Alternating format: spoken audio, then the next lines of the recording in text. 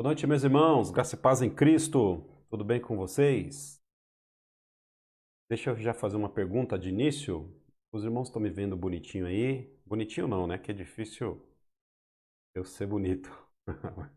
Mas eu estou perguntando da live, porque aqui no meu computador, que eu faço a transmissão, não está aparecendo a imagem, mas no meu celular está. Então, se vocês não estiverem me vendo, tiver algum problema aí, vocês me avisem, tá bom?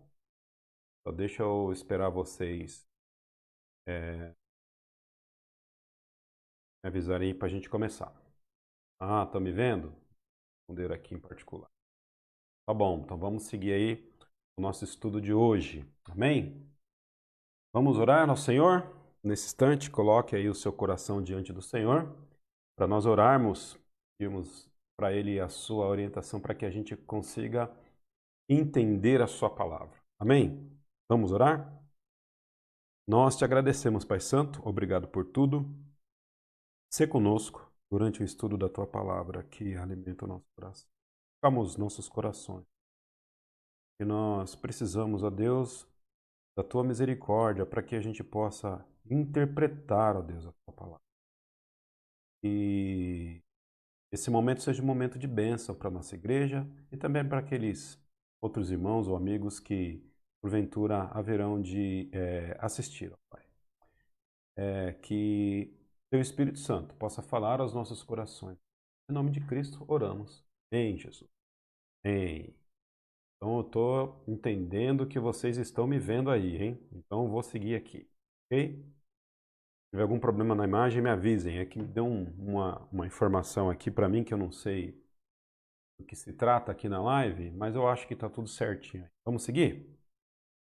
Bom, vamos lá. O que nós vamos fazer hoje?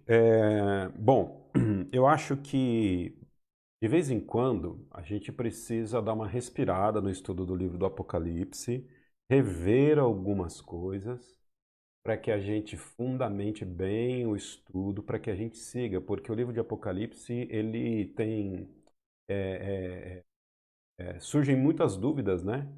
Porque é um livro que de fato é muito interessante, e tem muitas dúvidas, porque o livro de Apocalipse vai tratar de coisas que são importantes para a nossa fé, ok? Então o que nós vamos fazer hoje? Nós vamos dar uma pinceladinha de novo naquele número dos 144 mil que está lá em Apocalipse capítulo 7, ok? Então nós vamos repetir aqui algumas coisas desse número. Depois, a gente sai um pouquinho de Apocalipse hoje. Ainda a gente está no tema de Apocalipse, mas a gente sai do livro de Apocalipse. Nós vamos mais uma vez dar uma olhadinha naquele texto que o apóstolo Paulo fala sobre o arrebatamento. Sei que a gente já viu esse texto, mas a gente vai ver de novo com mais calma, com tranquilidade. Depois a gente vai dar uma passada lá no Evangelho de Lucas, capítulo 16, para a gente ler a história de Rico e de Lázaro. Se der tempo, eu acredito que não, mas se der tempo, a gente também vai dar uma passada no capítulo 15, da primeira carta de Paulo aos Coríntios, que fala sobre a questão da ressurreição. Porque o que acontece? A gente precisa fazer um mapa, né, escatológico. Quando a gente fala de escatologia, dentro da teologia, a escatologia é a doutrina que estuda as últimas coisas. Então, o livro de Apocalipse, na verdade, ele é uma introdução à escatologia bíblica por inteira. Então, a gente tem que ter esse mapinha bem claro na cabeça para que a gente não se perca no livro de Apocalipse. Saber o que é céu, o que é inferno, o que acontece com as pessoas quando morrem, as pessoas que são salvas, que não são. Então é importante a gente, de vez em quando, parar, dar uma respiradinha, pegar esses assuntos da escatologia e seguir adiante com o estudo do livro de Apocalipse, ok? Então, sigamos em frente. Se você tiver dúvida, vai colocando a sua pergunta aqui, tá bom? Para que a gente possa responder é, com qualidade. E por que com qualidade? Já quero começar aqui com Apocalipse 7 de novo, Apocalipse capítulo 7. Por que responder com qualidade? Porque na semana passada a Fabi me fez uma pergunta E para mim era uma pergunta mais genérica, mas não, a Fabi está prestando bastante atenção no estudo e ela me fez uma pergunta muito específica, e apesar de ser uma pergunta que aparece no estudo do livro de Apocalipse, nem todo mundo faz essa pergunta. E aí eu, na verdade, não dei uma resposta com qualidade na semana passada e pretendo hoje dar essa resposta, ok? Sobre a questão da origem dos 144 mil que estão aqui no livro de Apocalipse, capítulo 7. Então, abra aí a sua Bíblia em Apocalipse, capítulo 7, e nós vamos retomar um pouquinho sobre o assunto dos 144 mil, ok? Pois bem, quando nós estamos aqui pensando nos 144 mil, nós lembramos que esses 144 mil judeus, eles têm a origem das 12 tribos de Israel. E aí que é o problema, né? Por quê? Porque a descrição dos nomes das 12 tribos de Israel, que está aqui em Apocalipse capítulo 7, não é a mesma descrição que a gente encontra, por exemplo, em Gênesis capítulo 35, ou mesmo quando Josué ele foi dividir a terra de Canaã para as 12 tribos. Então, nós vemos aqui diferenças de nomes. Então, um exemplo que é muito claro aqui, né? A gente tem aqui o nome é, a gente não tem aqui, por exemplo, o nome da tribo de Dan, ela não aparece aqui. Manassés e Efraim, eles eram duas tribos que eram da origem de José. E aí a gente vai começar a perceber que no livro de Apocalipse tem um nome a mais e dois nomes a menos, e aí vira uma confusão porque a gente olha para o Antigo Testamento e a gente vai perceber que existiram outras tribos diferentes dessas que aparecem aqui em Apocalipse capítulo 7, ok? Eu não vou me aprofundar muito na questão, mas eu fiz um estudo pequenininho no Word. Se você deseja receber esse estudo pequenininho, me dá um oizinho aí que eu encaminho para você no Messenger mesmo, ok? São, se eu não me engano, 3 páginas ou 4, um pouquinho, não mais que isso, porque aí eu faço uma descrição daquilo que a gente entende como resposta para a gente resolver aqui essa questão.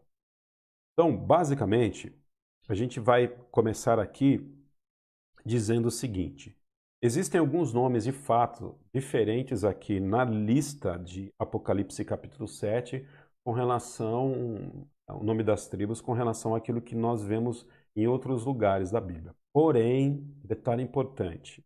Primeiro detalhe importante. Essa é a última lista que é vista na Bíblia.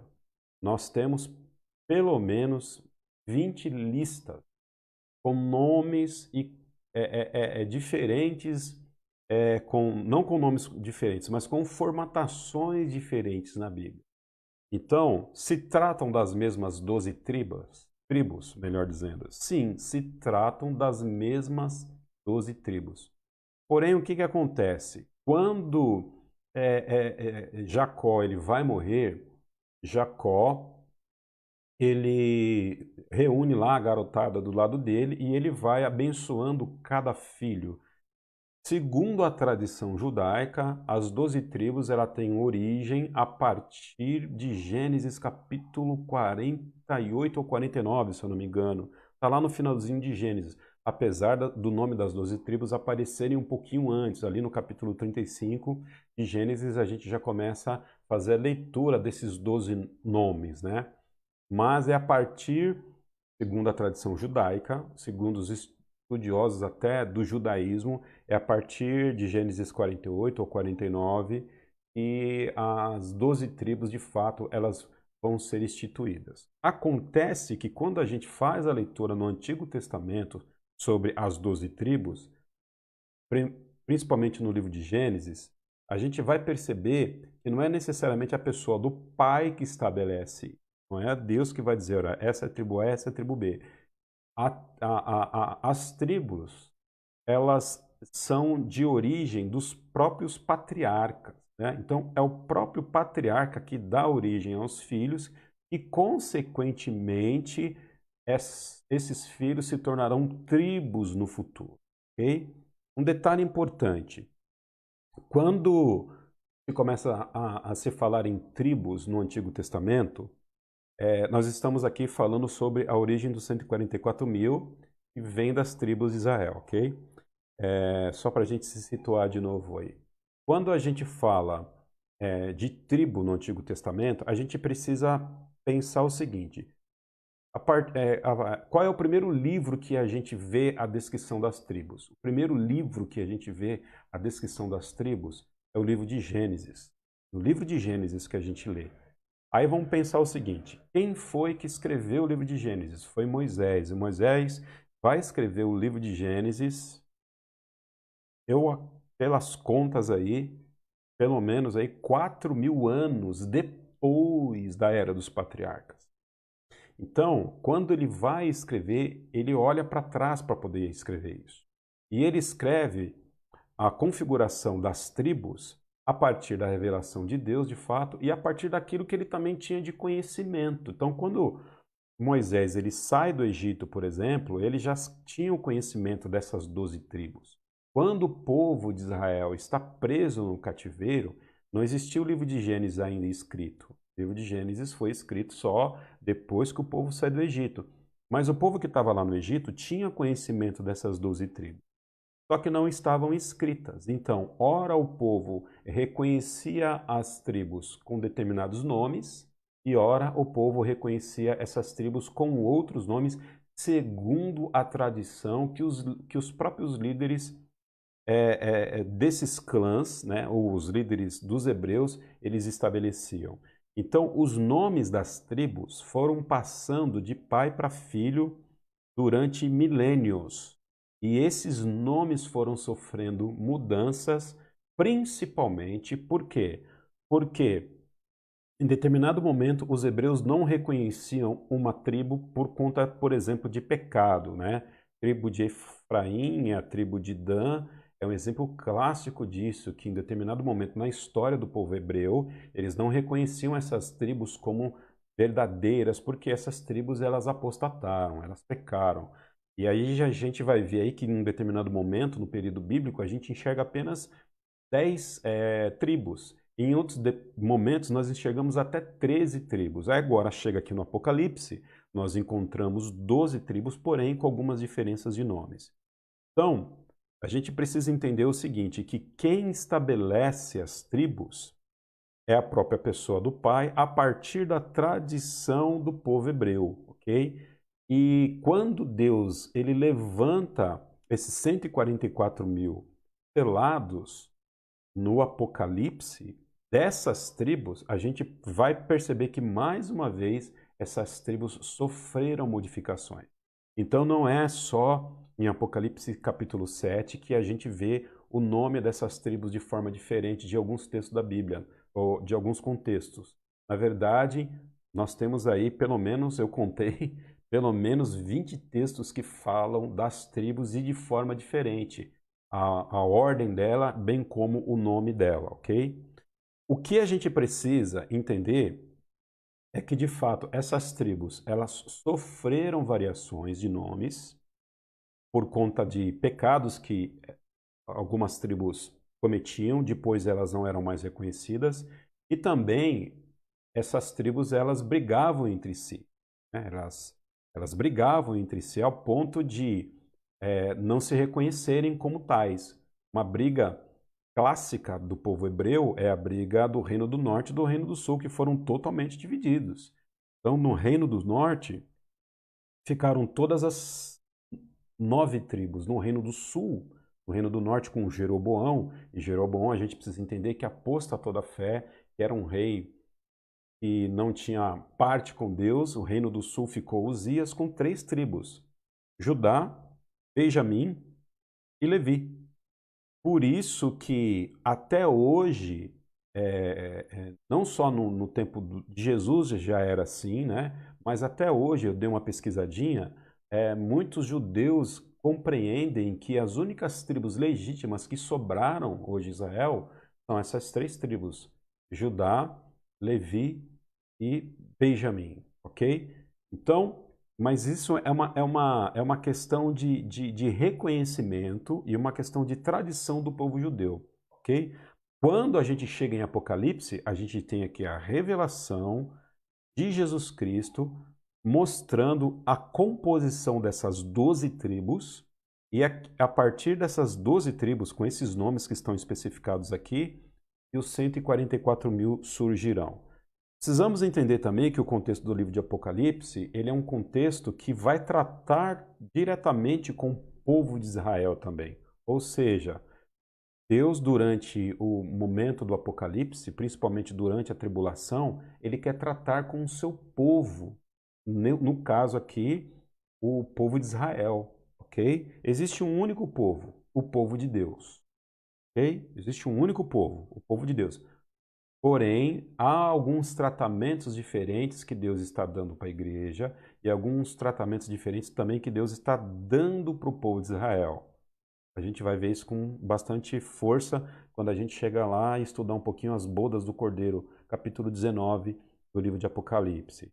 Então, existe um único povo, porém, por conta de Deus ter escolhido uma etnia para se revelar, né, e essa etnia aqui é a etnia hebreia, Deus está agora reclamando os seus direitos sobre essa revelação que Deus deu a eles, porém, eles não responderam a essa revelação. Até hoje, por exemplo, os hebreus, o povo de Israel está esperando o Messias. Então, quando a gente entra aqui em Apocalipse capítulo 7 e a gente vê essas 12 tribos com algumas diferenças de nomes, o que a gente precisa entender? Que já surgiu uma nova categoria dessas tribos, ou uma nova versão aqui, talvez, a versão 2.0, e porém, a gente pode perceber que Deus está reclamando aquela estrutura do Antigo Testamento para poder legitimar que aquele povo de fato é um povo de Deus que precisa estar dentro da configuração que ele planejou para ela, ok? É um pouco difícil? Talvez, mas vamos lá. Romanos capítulo 9, verso 6, o apóstolo Paulo, quando ele vai tratar sobre eleição, quando ele vai tratar do assunto de, de salvação, ele é muito claro em ele dizer o seguinte, que ele estava sofrendo porque ele sabia que o seu povo iria perecer, nem todo o seu povo iria para o céu. E aí ele vai dizer o seguinte, que nem todo o Israel são israelitas. O que ele está dizendo? Quando ele fala Israel, ele está se referindo à etnia, à questão biológica mesmo do povo, né? Quando ele fala sobre israelitas, ele está falando sobre a questão espiritual. Então o apóstolo Paulo está dizendo o seguinte, nem todo mundo que nasce em Israel faz parte do povo de Deus. Nem todo mundo que pertence às 12 tribos faz parte do povo de Deus. Então, alguma coisa parecida o apóstolo Paulo nos dá a forte indicação de que, apesar do povo de Israel ser um povo específico, apesar das 12 tribos de Israel serem as representantes desse povo, nem todo o povo e nem todas as pessoas que fazem parte dessas tribos, elas de fato são salvas em Jesus Cristo. Até porque, perceba, muitas tribos dessas, especificamente Efraim e Dan, elas apostataram da fé. Lá em Gênesis capítulo 49, quando Jacó vai abençoar os seus filhos, o próprio Jacó diz que Dan vai ser como uma serpente, né? Então, quando Jacó fala em serpente, certamente está lembrando de Satanás. Então, de alguma forma, Jacó até profetizou a queda da tribo de Dan naquele momento ali, ok? Mas resumidamente é isso. Eu gostaria que você depois me mandasse aí uma mensagem, pastor, eu quero lá o estudo que você fez, porque certamente isso vai clarear o seu coração. Mas para a gente fechar esse assunto, dessa quantidade, pense assim, as tribos, desde que elas aparecem na Bíblia, elas sofrem variações. E essas variações de nomes é de acordo com o reconhecimento que o próprio povo de Israel dava para essas para essas tribos. E isso não vai ser diferente aqui no tempo da tribulação. Porque no tempo da tribulação, os israelitas, o povo de Israel vai se organizar mais uma vez, inclusive, e se organizar com essas tribos aqui. Ok? E esses 144 mil selados aqui, no livro de Apocalipse, eles são de fato homens de carne e sangue, não são anjos, não são seres meramente espirituais, mas são pessoas que Deus vai escolher dentre a nação de Israel para ser para ser o seu representante durante o período da tribulação. E a gente precisa lembrar que durante o período da tribulação vai haver o testemunho de Cristo, vai haver o testemunho de Jeová, vai haver o testemunho de Deus a partir da vida desses 144 mil selados. Até porque nada vai acontecer com a vida deles durante o período da tribulação. O mundo vai estar caindo na cabeça do mundo e eles vão estar lá firmes e fortes, com o nome do Cordeiro na testa e com o nome de Deus na testa. Então, como é que a gente tem certeza que o Evangelho vai ser anunciado? Como é que a gente tem certeza que essas pessoas vão testemunhar a Cristo? Pelo simples fato deles terem o nome de Deus, o nome de Cristo gravado em suas testas. Isso é suficiente para dizer o seguinte, que Jesus Cristo existe, fora o fato deles serem intocáveis. Ok? Perfeito? E é isso aí. Então, eu acho que eu devo ter respondido. E aí, mais uma vez, eu reforço que eu fiz um estudo e eu posso passar para você depois em PDF. Me manda aí a necessidade que eu falo para ti disso, ok? Vamos então para o nosso próximo texto. Aqui a gente está em Apocalipse 7, nós vimos aqui os 6 selos sendo abertos. Aí agora a gente vê um intervalo desses selos, quando a gente vai tratar dos 144 mil, ok? E agora nós vamos abrir o 7º selo. Nós não, né? Misericórdia, só o Cordeiro pode abrir. Agora o Cordeiro vai abrir o 7º selo. Mas antes de abrir o 7º selo, eu quero retomar alguns textos importantes aqui com vocês. Perfeito? Abra aí a sua Bíblia, 1 Tessalonicenses capítulo 4. 1 Tessalonicenses capítulo 4.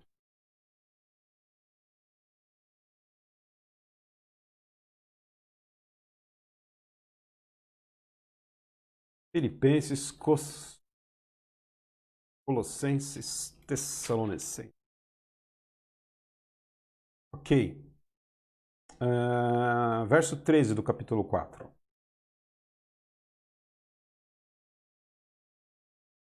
O apóstolo Paulo, ele está tratando aqui de uma questão importante, tá? Ele está tratando aqui de luto. Por algum motivo, alguns irmãos aqui dessa igreja, ou a própria igreja de alguma forma, estavam tendo dúvidas com relação às pessoas que morreram. Quando você vai lá no versículo 18, eu falei 1 Tessalonicenses? Falei, né? 1 Tessalonicenses capítulo 4, quando você vai lá no verso 18, dá uma olhadinha lá o que o apóstolo Paulo está dizendo. Vamos começar do fim, depois a gente volta ao início. Ele diz o seguinte: consolem-se uns aos outros com essas palavras. O apóstolo Paulo, ao falar sobre os mortos e a vinda de Cristo, ele tá com um objetivo na cabeça: trazer consolo, né? Porque as pessoas estavam chorando por conta de luto. Então, para consolar o coração delas, o apóstolo Paulo vai dizer sobre o dia do Senhor. Então, perceba o seguinte: uma pessoa, um ente querido seu falece. Como é que você pode ser consolado? Com a presença dele, certo? Com a presença dele, do ponto de vista humano falando. Então, o apóstolo Paulo está falando alguma coisa parecida com isso. Verso 13 diz o seguinte: irmãos, 1 Tessalonicenses 4,13. Irmãos, não queremos que vocês sejam ignorantes quanto aos que dormem. Vamos lá? Quanto aos que dormem. Figura de linguagem. O apóstolo Paulo aqui está usando uma figura de linguagem chamada eufemismo, ok? Eufemismo. É uma figura de linguagem usada para você tentar amenizar o peso da palavra. Isso não é só a Bíblia que usa, até os escritores usam aí, escrevendo seus livros, e nós também, de vez em quando, a gente fala isso, né? Por exemplo, crente que gosta muito de falar isso, né? O Senhor recolheu o irmão fulano, o irmão Beltrano. A gente, de fato, recolheu, mas a gente usa essa expressão para poder evitar dizer o seguinte: fulano e ciclano morreu. Por quê? Porque a morte é uma palavra, é uma situação difícil para as nossas vidas. E aí o apóstolo Paulo, ele evitava usar esse termo e ele coloca aqui o termo dormir, feito como figura de linguagem. Ok? Por que eu estou dizendo isso? Porque existem algumas teologias aí que dizem que as pessoas, quando morrem, o crente, por exemplo, quando morre, ele está dormindo em algum canto lá no céu e não está consciente. Na verdade, ele está plenamente consciente quando morre. Essa ideia de que pessoas estão dormindo, elas estão dentro do adventismo do sétimo dia, ok?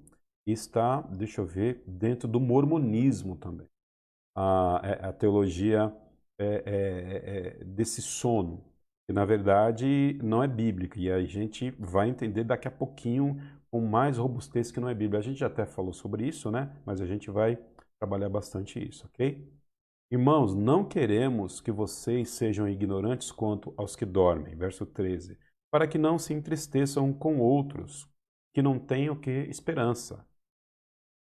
Se cremos que Jesus Cristo morreu e ressurgiu, cremos também que Deus trará mediante Jesus os que estão com ele, aqueles que nele dormiram ou que nele morreram.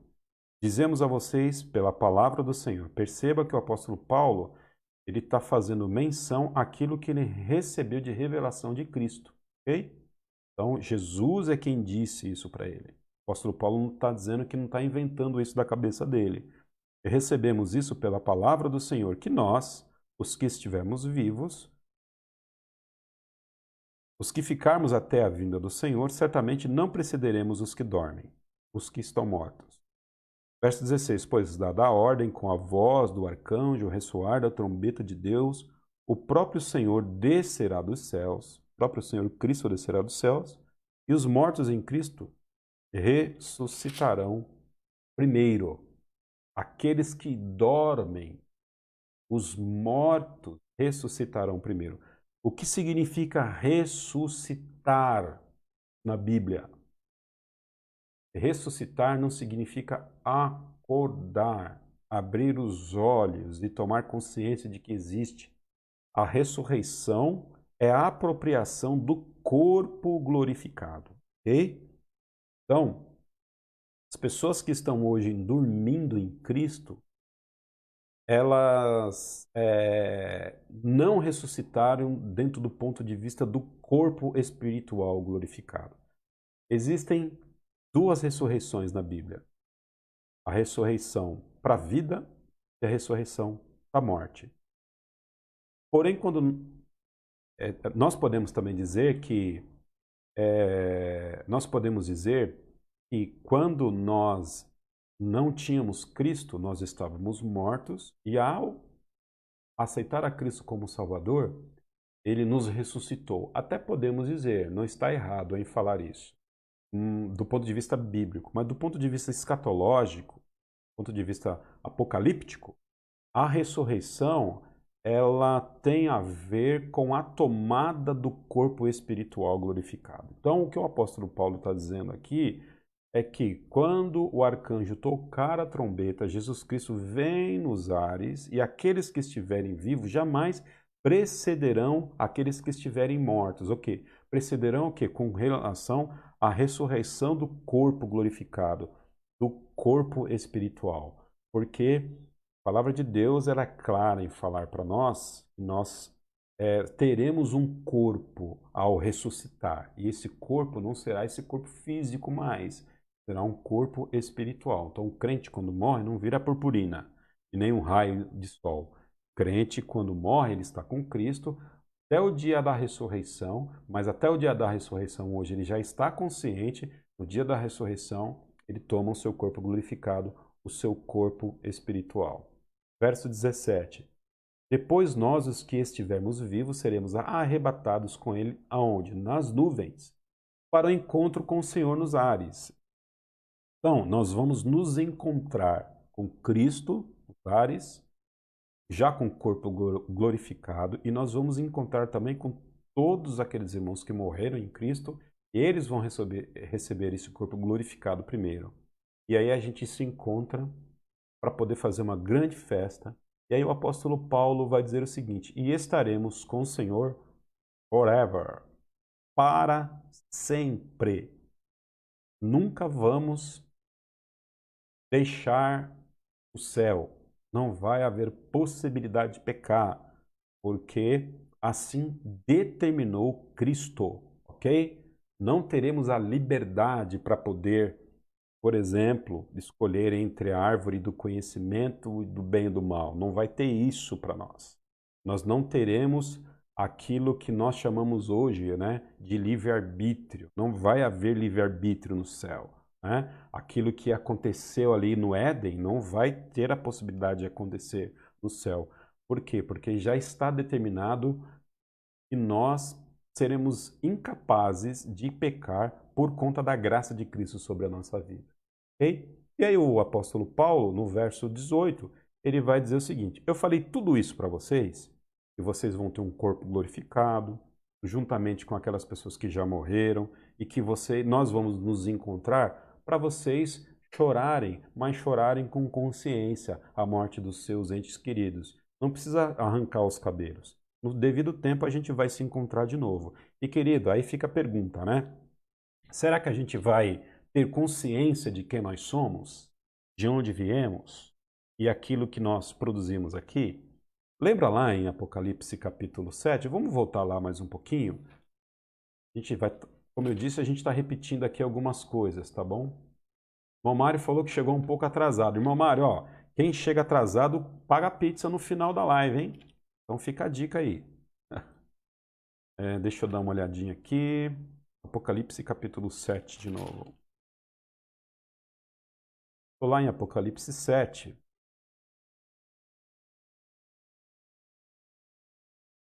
Okay.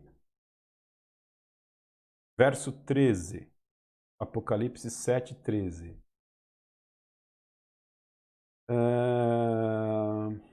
Então um dos anciãos me perguntou: quem são estes que estão vestidos de branco e de onde vieram? Então, João vê pessoas vestidas de branco no céu, salvos. E ele disse: esses são os que vieram da grande tribulação. Então, mortos na grande tribulação, pessoas que aceitaram a Cristo durante o período da tribulação. Okay? Não através da pregação da palavra pela igreja, porque a igreja agora já está com Cristo, mas pelo testemunho do Cordeiro, pelo testemunho de Deus, pelos 144 mil e as outras duas testemunhas que nós vamos citar agora. Então essas pessoas vão ter contato com o Evangelho e essas pessoas vão aceitar a Cristo, vão ser mortas por isso, e essas pessoas que foram mortas na tribulação, que agora estão com Cristo, elas estão perguntando o seguinte: ok, cadê?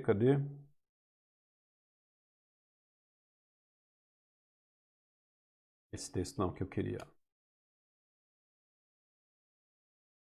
Ver aqui. Não é o 4.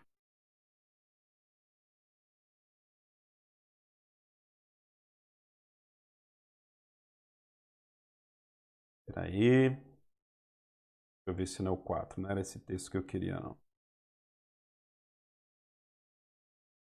Perfeito. Se você achar o texto aí, para a gente trazer dinâmica, você avisa aí para mim aí, tá? Por favor, coloca na descrição. mas está aqui, eu acredito, entre o 4 e o 7, que é o momento em que uma outra multidão, que não é essa, é uma outra multidão, que ela pergunta quando que ela vai ser vingada. É...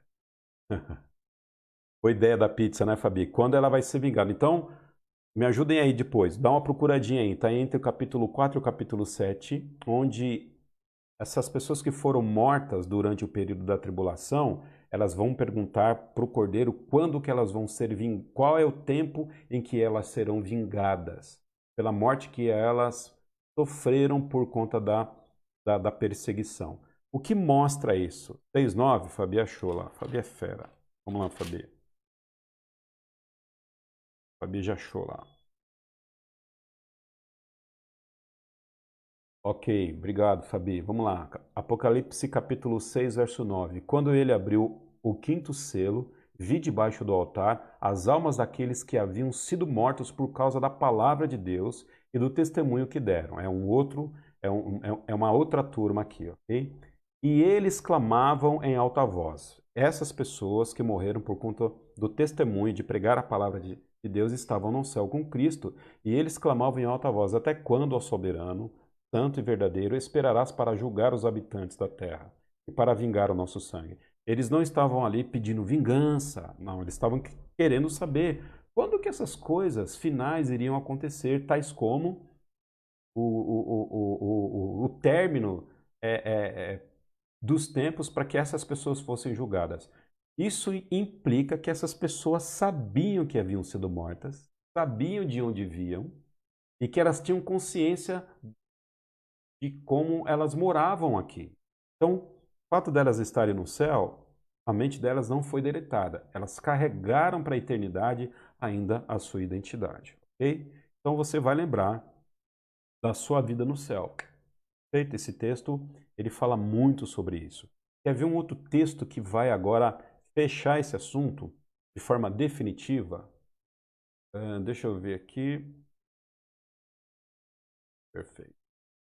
Deixa eu ver aqui um comentário aqui para eu trazer para você. Não, vamos lá. Vamos lá em Lucas capítulo 16. A gente viu Apocalipse 7, 144.000. 1 Tessalonicenses capítulo 4, que fala da ressurreição. Eu já estou adiantando esse assunto da ressurreição, porque daqui a pouco a gente vai chegar no trono branco, aí a gente vai ver um monte de ressurreição lá para a gente não ficar confuso. Então, ressurreição, do ponto de vista escatológico, do ponto de vista apocalíptico, é ressurreição do corpo, perfeito? Não significa que a pessoa ela vai vir à consciência. Os mortos em Cristo ou não em Cristo já estão conscientes de onde estão e o que estão fazendo, mas eles ainda haverão de ressurgir. Então, ressurreição, sinônimo de apropriação do corpo glorificado, do corpo glorificado. No caso das pessoas que são salvas.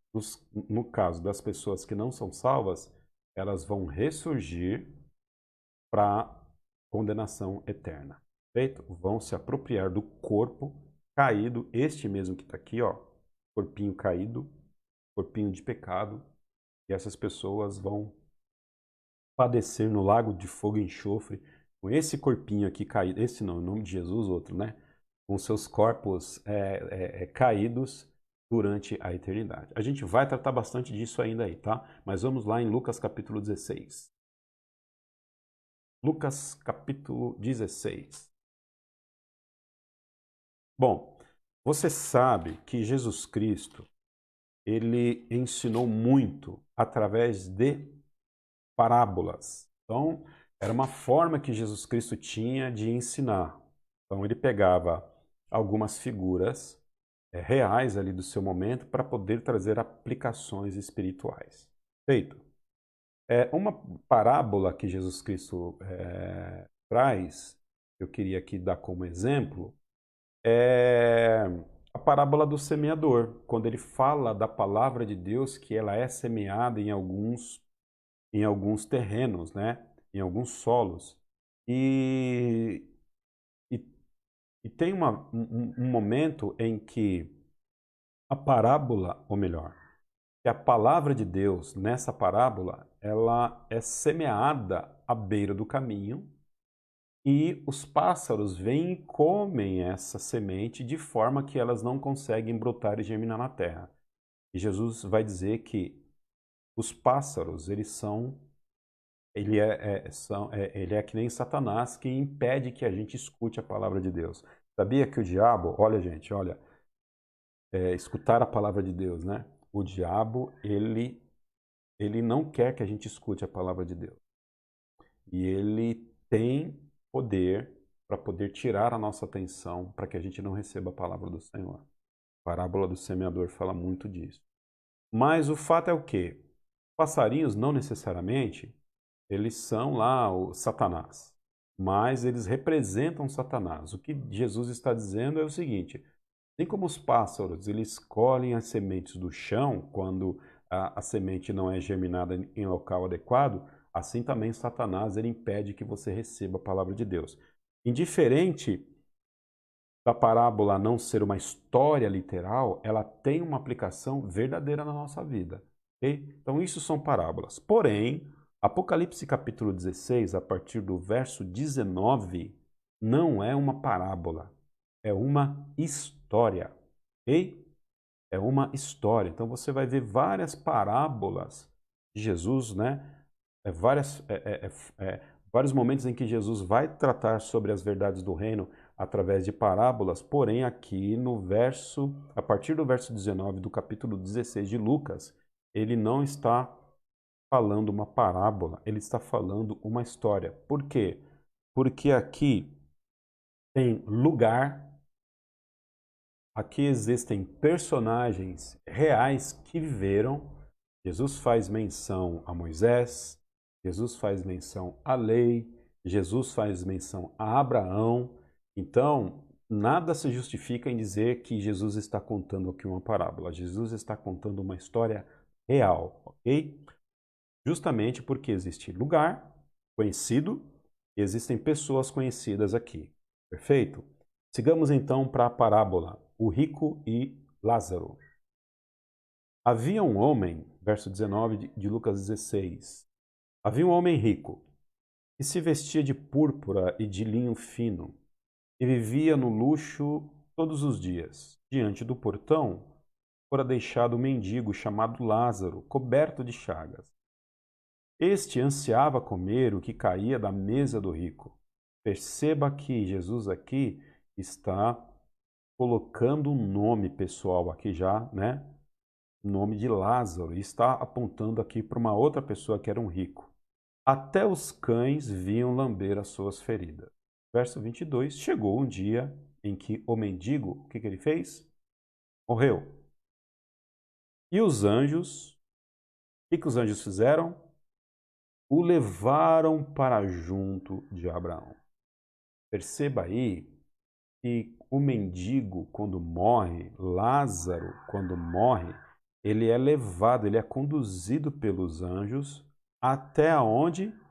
Até Abraão, uma pessoa real na cultura judaica. Abraão, o pai da fé. Jesus jamais utilizaria o nome de Abraão para falar de uma parábola. É uma pessoa real aqui, ok? Então, eles levaram essa pessoa para junto de Abraão. O rico também morreu e foi sepultado. Ok? O rico também morreu e foi sepultado. No Hades, onde estava sendo atormentado, ele olhou para cima e viu Abraão de longe. Sendo atormentado, ele olhou para cima e viu Abraão de longe, com Lázaro ao seu lado. No Hades, lugar. Por que é um lugar? É um lugar espiritual, mas é um lugar. O Hades, na teologia judaica, quando a gente vai estudar um pouco sobre céu e inferno, na verdade, a palavra céu, ela vai aparecer mais no Novo Testamento, no Antigo Testamento, a palavra que mais se usava era paraíso. Então, algumas versões trazem Hades, outras versões trazem Sheol, outras versões trazem local de habitação dos mortos. A teologia sobre para onde que vai as pessoas quando morrem, ela vai sendo desenrolada no Antigo Testamento a partir do momento que o próprio Antigo Testamento ele é escrito. Aí a teologia vai amadurecendo, ok? Mas o que importa dizer aí, antigamente o Hades, ele era a teologia judaica acreditava que o Hades ele era o inferno, apenas o inferno, um local onde as pessoas iriam padecer. Depois o Hades ele se transforma não só no inferno, mas ele também tem lá, vamos dizer assim, né, um outro compartimento dentro de um único, no único ambiente espiritual. Tem lá o inferno e tem o paraíso. O Hades composto pelo inferno e pelo paraíso. E entre o paraíso e entre o inferno havia ali um grande abismo entre os dois. Então as pessoas que morriam, que não eram salvas, iam para onde? Para o Hades. Bem como as pessoas que morriam, que eram salvas, iam para o Hades. Então vamos imaginar alguma coisa assim. Estou falando de uma forma bem esdrúxula e lúdica para a gente tentar entender, né?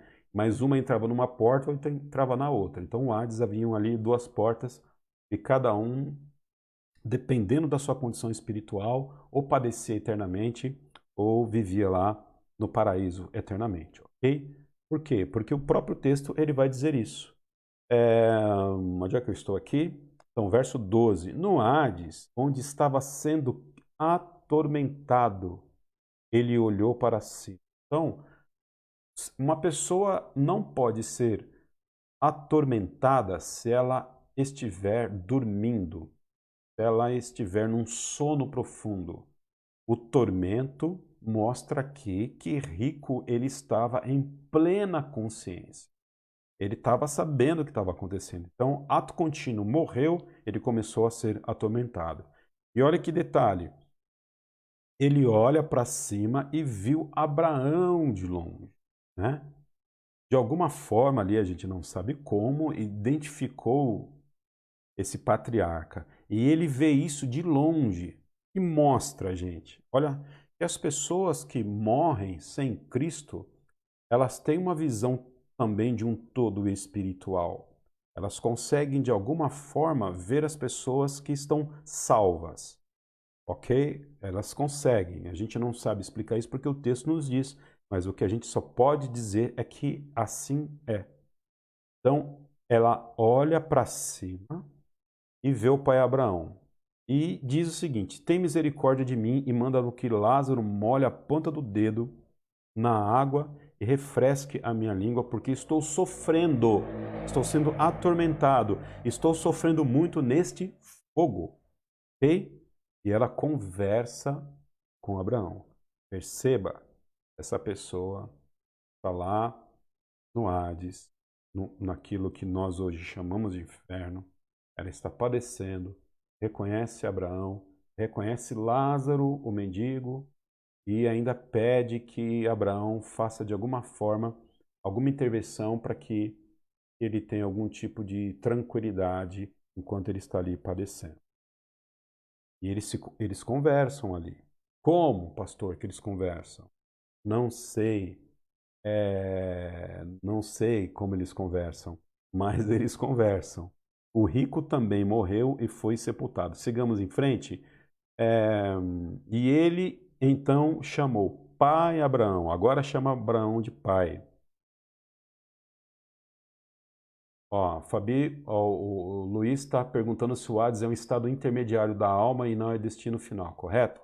A gente chega lá, Luizão. Pera aí, segura aí, estou caminhando para lá. Obrigado pela pergunta que até elucida aqui o estudo. Sigamos então em frente. Tem um momento aqui, verso 25.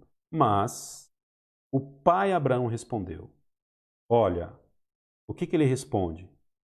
Filho, lembre-se que durante a sua vida você recebeu coisas boas e Lázaro recebeu apenas o sofrimento. E além disso, entre vocês e nós há um abismo, um grande abismo, de forma que os que desejam passar do nosso lado para o seu ou do seu para o nosso? Não conseguem, ok? Não conseguem. Então, havia ali uma impossibilidade de quem estava no paraíso e no inferno de transitarem ali. Mas conversavam, mas se reconheciam. Perceba isso. Ele respondeu: então eu te suplico, Pai, manda Lázaro ir à casa do meu pai, pois tenho 5 irmãos. Deixa que ele os avise, a fim de que eles não venham também para este lugar de tormento. Lugar de tormento. Olha o que Abraão fala. Eles têm Moisés e os profetas, que os ouçam. Depois a história segue. Mais uma vez a gente vê então a menção de uma pessoa real, que é a pessoa de Moisés. E os profetas, né? Dentro que estão incutidos aí também dentro da parte da lei. Então não é uma parábola, não é uma figura de linguagem. Jesus Cristo aqui não está se apropriando de algumas coisas, alguns eventos da natureza ou alguns elementos da natureza para poder trazer uma aplicação espiritual sobre um possível ensinamento que ele quer trazer. Não, Jesus está contando uma história, tem lugar, tem pessoas aqui e tem situações que de fato são reais, tá? Esse texto ele mostra também a consciência que nós temos depois que nós vamos morrer, ok? Então nós, quando morremos, nós somos ainda conscientes de quem somos e do motivo pelo qual nós estamos lá, perfeito? O apóstolo Paulo também, um texto muito clássico, o apóstolo Paulo ali aos Filipenses, ele vai dizer que ele aspirava a morrer para poder estar com Cristo. Então, o apóstolo Paulo não vai querer morrer para poder esperar aí, sei lá, milênios para Jesus Cristo voltar e ele acordar, acorda aí que eu cheguei. Não, ele sabia que naquele momento, assim que ele abrisse os olhos, ele estaria com Cristo, certo? Então, existe sim consciência após a morte, imediatamente após a morte, os mortos eles estão conscientes. Perfeito? Então, esse é um texto que eu queria trazer para os irmãos aqui, ok? O Hades é um estado intermediário da alma, não é o destino final, correto? Podemos. Isso. É isso mesmo, Claudião. Eu tenho assim um pouco. Na verdade, é preconceito meu, né? Em falar em estado intermediário, né? Porque a, a gente lembra da doutrina romana que fala do limbo, né? Como estado intermediário da alma, para que a alma possa passar por uma purificação e depois essa alma ir para o céu. Mas na verdade o Hades, ele sim é um estado intermediário. Na verdade, tantas pessoas que estão no inferno hoje estão no céu, de alguma forma nós podemos dizer que elas estão num estado intermediário. Porém, é um estado intermediário do ponto de vista escatológico de consciência e não de sono, ok? Por quê? Porque essas pessoas haverão ainda de ressurgir ou ressuscitar, se apropriar dos seus corpos para poder depois entrar na declaração do reino eterno. Mas é isso mesmo, é um estado intermediário das almas antes da apropriação do corpo, no caso dos crentes, do corpo espiritual, e no caso de quem não é crente, se apropriar mais uma vez dos corpos físicos que viveram na terra. Então, eu costumo sempre dizer o seguinte: para os não crentes, eu diria que o Hades, ou aquilo que nós chamamos de inferno, é algo como se fosse uma prisão provisória, em que todo mundo já sabe que foi o camarada que cometeu aquele crime, inclusive ele, mas ele já está lá cumprindo pena, né? E aí, depois, ele vai se apresentar diante de Jesus, ele sai do inferno, a gente vai ver isso, né? O Hades vai entregar os seus mortos, ok? Então, essas pessoas saem do Hades, as pessoas saem do inferno, elas vão estar diante de Jesus no trono branco, e ali Jesus Cristo vai bater o martelo dizendo que eles de fato vão perecer a eternidade no lago de fogo e enxofre. Aí tantas pessoas que estão no inferno hoje serão lançadas no lago de fogo e enxofre, junto com a besta, é, os falsos profetas, o anticristo e toda aquela cambada lá. Mas é isso aí. É isso aí, Caldião, é isso aí. O estado intermediário das almas conscientes em Cristo ou conscientes fora de Cristo. Ok, meus irmãos, até aí tudo bem? Tranquilo? Que hora nós temos? Temos 3 minutos para as 9 horas. Vamos seguir aí mais 5 minutinhos, só para a gente caminhar. Deixa eu ver se tem mais alguma pergunta aqui. A Ana fez uma perguntinha faz um tempo. Pastor, antes de termos o corpo glorificado, como será nosso corpo quando chegarmos ao céu? Boa pergunta. Entendemos que, né, as pessoas que morrem em Cristo hoje, elas não têm corpo. Como que isso se processa? Não sei, honestamente. Porque a tomada do corpo glorificado, ela se dá em 1 Tessalonicenses capítulo 4. É ali que a igreja toma o corpo glorificado. Tanto é a igreja que já está em Cristo, morta, dormindo em Cristo, né? Morta em Cristo, né? E quanto as pessoas que estão aqui. Mas nós não sabemos como é que isso se processa. Como é que elas se identificam. Mistério, que nem diz os nossos irmãos pentecostais. Ok? Mas como é que se processa essa questão da natureza das almas ou do espírito sem a apropriação do corpo espiritual, sem a apropriação do corpo glorificado, a gente não sabe. O que a gente pode dizer é que não tem ainda. Ok? Ok, deixa mais. Vamos lá então agora, só para dar uma introdução em 1 Coríntios capítulo 15, antes da gente terminar hoje. Se você tiver pergunta, vai colocando aí, tá? Primeira carta de Paulo aos Coríntios, no capítulo 15. Nós estamos aqui dando uma abertura antes da gente tratar sobre o sétimo selo que o Cordeiro abriu. E aí a gente está aqui falando um pouquinho sobre corpo, vida após a morte, ok?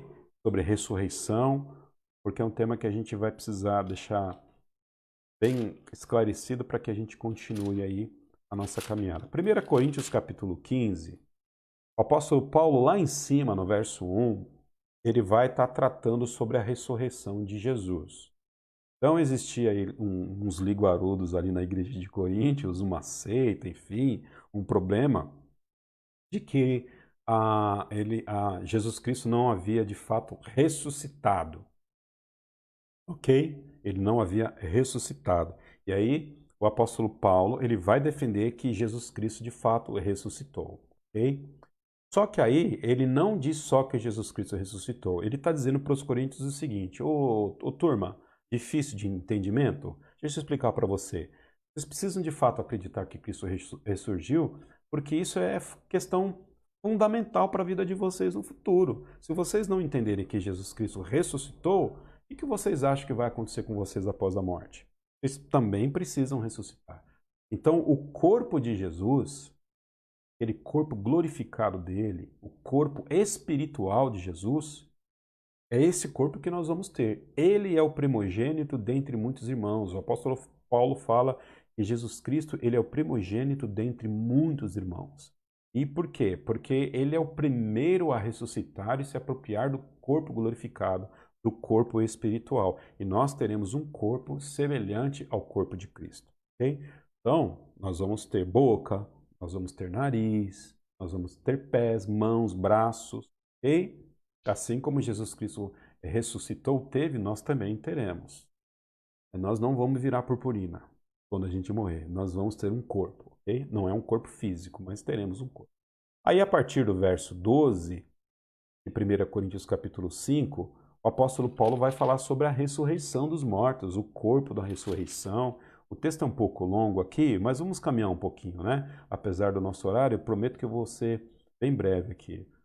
Verso 12, capítulo 15 de 1 Coríntios. Ora, se está sendo pregado que Cristo ressuscitou dentre os mortos, como alguns de vocês estão dizendo que não existe ressurreição dos mortos, né?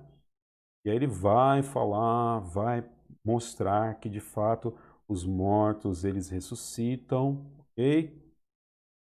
Verso 20, mas de fato Cristo ressuscitou dentre os mortos, sendo ele as primícias dentre aqueles que o que dormiram. Então Jesus é a primeira pessoa a ressuscitar. Ele venceu a morte na sua ressurreição e é por isso que nós vamos vencer a morte através também da nossa ressurreição em Cristo. Ok? Digamos mais. Perfeito, perfeito. Vamos lá para o verso 35. Mas se alguém pode perguntar como ressuscitam os mortos, com que espécie de corpo virão? Ok? Insensato, o que você semeia não nasce a não ser que morra. Quando você semeia, não semeia o corpo que virá. O apóstolo Paulo agora vai começar a falar da natureza do corpo na ressurreição, ok? Verso 40, 1 Coríntios 15, 40. Há corpos celestes e também há corpos terrestres. Um é o esplendor do sol, outro da lua, o outro das estrelas, e as estrelas diferem de esplendor umas das outras. Assim será com a ressurreição dos mortos. O corpo que era semeado, o corpo que é semeado, né, é perecível e ressuscita imperecível. Então, esse texto também mostra a impossibilidade de nós morrermos, mais uma vez, do ponto de vista físico, quando estivermos no céu, porque o nosso corpo não vai perecer, ele vai ser o quê? Imperecível. Olha que interessante. Adão e Eva, eles tinham a possibilidade de fazer com que o corpo deles perecessem pela desobediência. Mas nós não temos a possibilidade de fazer o nosso corpo desobedecer, até porque não nos terá a possibilidade da desobediência. Louvado seja Deus por isso, né? É por isso que a salvação ela é eterna em Cristo, não pelos nossos esforços e pelos nossos méritos. É porque, de alguma forma, a nossa natureza ela vai ser incorruptível. Não vai haver possibilidade de queda mais para nós, porque nós tomaremos um corpo imperecível. Verso 43. É semeado em desonra e ressuscita em glória. É semeado em fraqueza e ressuscita em poder. É semeado em corpo natural e ressuscita o quê? Em corpo espiritual. Se é corpo natural, se há corpo natural, há também corpo espiritual. Assim está escrito: o primeiro homem, Adão, tornou-se um ser vivente, o último Adão, espírito vivente. Não foi espiritual que veio antes, mas o natural, depois dele o espiritual. O primeiro homem era do pó da terra, o segundo dos céus, ok? Está fazendo aqui agora uma, uma, uma menção aqui a esse segundo Adão dos céus, que é a pessoa de Jesus Cristo, o segundo dos céus. Os que são da terra são semelhantes ao homem terreno e os que são do céu ao homem celestial. Assim como tivemos a imagem do homem terreno, teremos também a imagem do homem celestial. Ô glória! Verso 50, irmãos, eu lhes declaro que carne e sangue não podem herdar o reino de Deus, nem o que é perecível pode herdar o imperecível. Eis que eu lhe digo um mistério: nem todos dormiremos, mas todos seremos transformados no momento, num abrir e fechar dos olhos, ao som da última trombeta, pois a trombeta soará e os mortos ressuscitarão incorruptíveis, ok? Os mortos em Cristo ressuscitarão incorruptíveis e nós seremos transformados. O apóstolo Paulo está fazendo mais uma vez menção ao que ele escreveu aos Tessalonicenses no capítulo 4, na sua primeira carta. de que no tocar da trombeta, a igreja de Cristo que está hoje com ele vai tomar o corpo incorruptível e nós também. E aqui eu quero fechar, porque nós já avançamos demais no nosso horário. Pastor, será que nós vamos nos reconhecer? Biblicamente, eu tenho certeza disso. Eu tenho certeza disso. Primeiro, porque o texto de 1 Tessalonicenses, capítulo 4, é claro. O apóstolo Paulo está dizendo assim para mim: Haroldo, não chora muito, porque a sua mãe Noêmia, minha mãe se chamava Noêmia, né? Não chora muito, porque a sua mãe morreu. Você até pode chorar, mas saiba de uma coisa: vai chegar um dia em que vocês vão se encontrar nos ares com Cristo. Se consola com isso. Se eu não vou conhecer minha mãe, que vantagem tenho de me encontrar com ela, com Cristo? Vantagem nenhuma, vou conhecê-la. Porém, a minha relação com ela não é mais de filho e de mãe. A minha relação com ela é de irmão. E nós vamos sim nos identificar e lembrar das nossas histórias. Agora, perceba o seguinte: como é que não vai haver abatimento e nem tristeza no meu coração em eu saber que muitas pessoas, às vezes até familiares meus, não estão lá? Não vai haver tristeza, e eu não sei como é que isso vai ser, mas não vai haver tristeza. De alguma forma a gente vai ter consciência, inclusive, dos perdidos, mas não haverá tristeza. Não haverá tristeza. Inclusive, a igreja é o corpo de Cristo, e é através do seu corpo que o universo vai funcionar. Quem você acha que vai fazer a manutenção do inferno, do lago de fogo e enxofre? São os anjos? É a própria igreja, o próprio Cristo na representatividade maior do seu corpo, que é a igreja que vai fazer isso. Ok? Agora, dá uma olhadinha lá, a gente já viu que Jesus Cristo, ele que é a primícia dentre os mortos, ele que já tem esse corpo glorificado, esse corpo que não é de carne nem de sangue, mas é um corpo espiritual, ele ressuscitou. Quando Jesus Cristo ressuscita, e ele vai conversar com Pedrão e com João, os pescadores ali na beira da praia, num primeiro momento eles não se conhecem. Eles não se reconhecem. Até que chega o momento em que eles se reconhecem. Eles sabem quem é Jesus. Pelo fato dele partir o pão. Olha só, Jesus partiu o pão, né? Então, eu fico imaginando que algumas coisas também nós levaremos para o céu. Eu acredito que o ato de partir pão igual Jesus fez ele vai levar isso para a vida inteira, né? Então, algumas coisas nós vamos carregar da nossa identidade para o céu. E os discípulos, olha só, Pedro, João, Tiago, eles estavam num corpo caído, não estavam num corpo caído? Num corpo que nem o meu e o seu? Eles reconheceram Jesus num corpo glorificado. Que dirá se eles tivessem também um corpo glorificado? Aí sim que eles teriam mais sensibilidade espiritual para reconhecer que eles estavam diante de Jesus.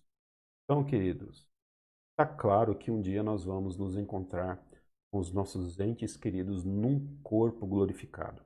Está claro de que o inferno existe, né? Então, gostaria aqui de registrar para você que eu acredito no inferno.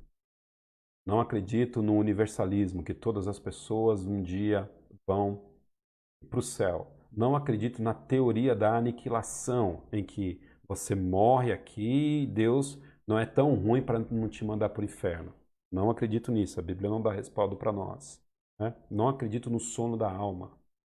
Acredito de fato que, conforme o livro de Apocalipse nos diz, que o inferno hoje já está populado, o céu hoje já está populado e, conforme a gente vai ver, no tempo do Senhor, pessoas que estão no inferno vão se apresentar a Cristo, né? Porque estão nesse estado intermediário, conscientes, vão se apresentar a Cristo. Cristo vai bater o martelo quando ele estiver sentado no trono branco e dizer o seguinte: agora você volta, ou melhor, agora você junto com o inferno que você vive, vai ser lançado no lago de fogo e enxofre para a eternidade. E eles vão ressuscitar no corpo de morte, que é esse corpo aqui que nós estamos. Enquanto nós que somos salvos em Cristo, ressuscitaremos com Jesus no tempo em que a igreja vier com ele e o outro grupo de pessoas, aqueles que estiverem aqui vivos serão de fato arrebatados. E detalhe, durante o momento do trono branco,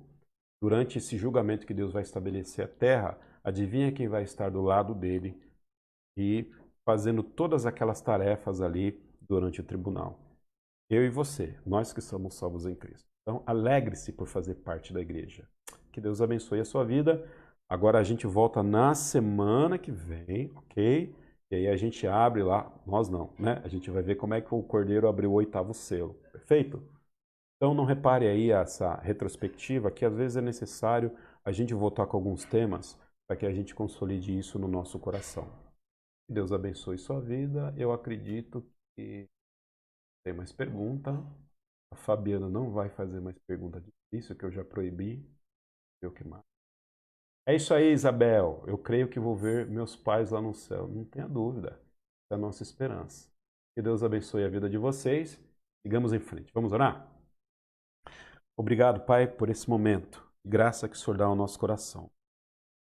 Pai, como é bom estudar a Tua palavra. Como é bom nós sabemos que nós não somos daqui. Como é bom saber, ó Pai, que um dia nossas briguinhas, os nossos desentendimentos, nosso cansaço, às vezes a nossa desesperança, ela vai ficar aqui. Porque naquele dia, toda lágrima, o Cordeiro de Jesus há de enxugar os nossos rostos. Obrigado, ó Pai, pela igreja de hoje. Obrigado, ó Pai, porque ainda o Senhor há de salvar, através de Jesus, aquele a quem o Senhor escolheu. Obrigado, ó Pai Santo, porque nós, no estudo do livro de Apocalipse, sabemos que o céu é nosso. Nós não podemos, ó Pai Santo, nem temos mais a opção, ó Deus, de voltar atrás, porque é o Senhor quem dá a perseverança a nós. Em nome de Cristo, nós agradecemos. Ó. Deus abençoe a sua noite. Fique com Deus.